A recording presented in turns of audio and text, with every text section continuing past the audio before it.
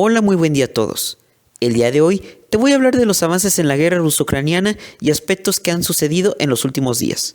Primeramente, vamos a comentar algo que ya había sucedido, pero que vale la pena recalcar, y es el Mundial, ya que al día de hoy ya se hizo la selección, ya están los preparativos y demás, pero en el caso de Rusia, ya fue cancelado, es decir, fue suspendido y la FIFA está de acuerdo.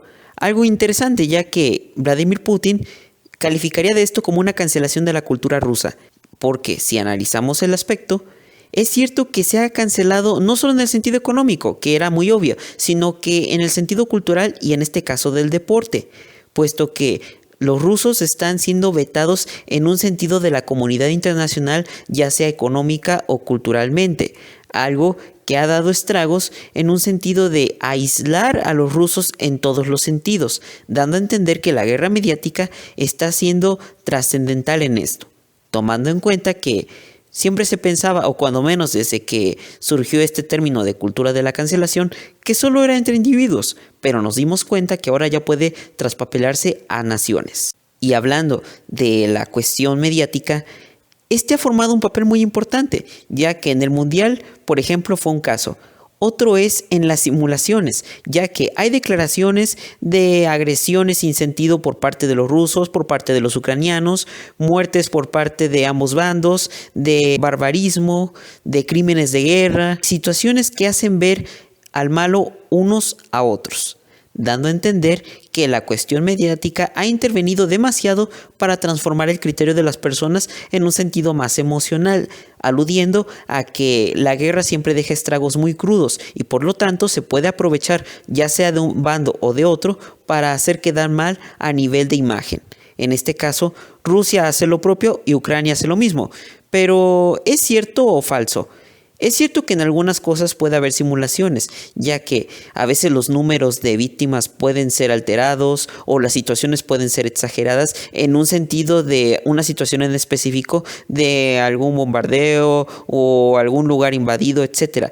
Pero es cierto que la situación persiste, aunque no quiere decir que todo sea falso. Sí sucede, pero siempre es bueno a veces exagerar un poco, pues para conseguir un objetivo conveniente de persuasión. No quiere decir que no exista, pero muchas veces se llega a exagerar con propósitos de interés. Y hablando de crímenes de guerra, la masacre de Bucha, que esto sucedió apenas a principios de abril, que ya se estaba confabulando desde marzo, aunque en abril ya se consolidó y se dio vista sobre los estragos que dejó la masacre de Bucha. Esto obviamente dejó muy mal parada a Rusia, dando a entender de que ha habido un barbarismo y crímenes de guerra contundentes. No se está justificando el ataque ruso, pero es cierto que este ha sido una cuestión mediática muy relevante en el caso de los ucranianos. Puesto que, como decía, en marzo se dio todo esto, pero a principios de abril, entre el 1 y 2, ya se dejaron ver las imágenes de todo lo que había causado, dando a entender de que hubo muchas víctimas civiles, siendo considerada una masacre y un crimen de guerra por parte de los ucranianos, condenando los ataques a nivel internacional. Y se decía que las víctimas tenían orejas cortadas, dientes arrancados, es decir, habían sido muy maltratados las víctimas antes de morir.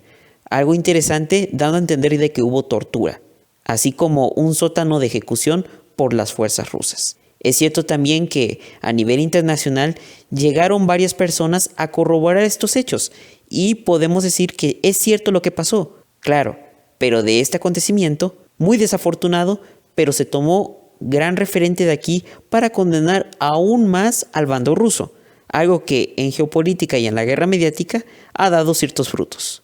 Pero lo que podemos decir aquí es que las masacres y estos crímenes de guerra, porque simplemente no pueden ser tratados de otra manera. Los derechos humanos son totalmente violentados a los civiles que no tienen la culpa, ni por parte de los civiles rusos ni por parte de los civiles ucranianos. Y aquí hay que siempre recalcarlo, ya que muchas veces se da a entender de que hay una rivalidad entre civiles, pero no siempre es así.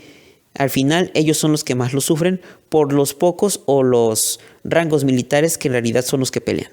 Y en el caso de las cifras, van redondeando desde 300 en promedio, dando a entender que fueron de los que se encontraron y de los que pudieron reportar oficialmente.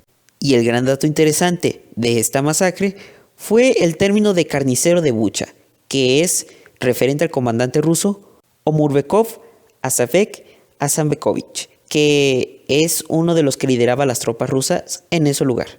Y ahora, como fue el que comandó estos ataques, ahora es conocido como el carnicero de Bucha.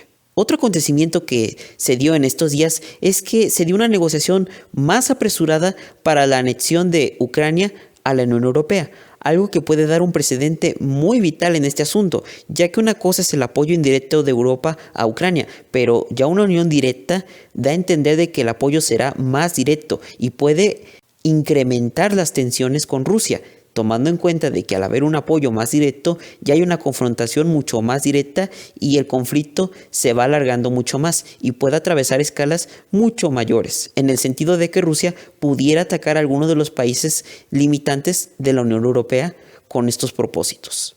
Esperando que no sea así, pero a cómo van las cosas, puede que veamos a Ucrania con la Unión Europea. Pero eso sí, es esperar, ya que esto puede ser también una simulación. Sin embargo, las negociaciones están.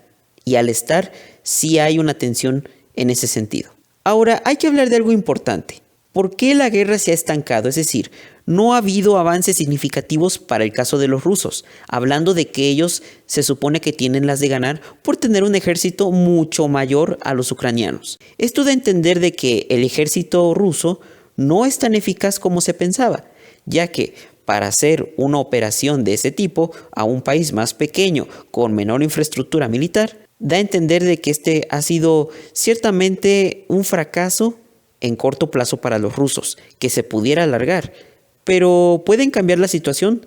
Tal vez. Sin embargo, hubo muchos errores de raíz y que se dieron desde el principio, ya que al haber una invasión express muchas veces no es bien planeada, además de que al haber un estado mucho más estatista, válgase la redundancia, da a entender de que también puede haber mucha corrupción y por lo tanto en las instituciones como en el ejército se puede dar este aspecto. Otra cosa es que hay muchos jóvenes en las filas, por lo tanto estos no tienen la preparación suficiente como aquellos que ya están de lleno en el ejército ruso, puesto que muchos jóvenes están haciendo el servicio militar.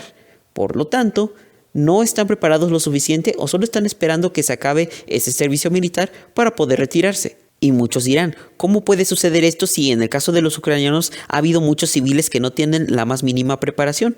Otro fenómeno también puede ser el propósito, es decir, muchos rusos simplemente pelean y se regresan a su país.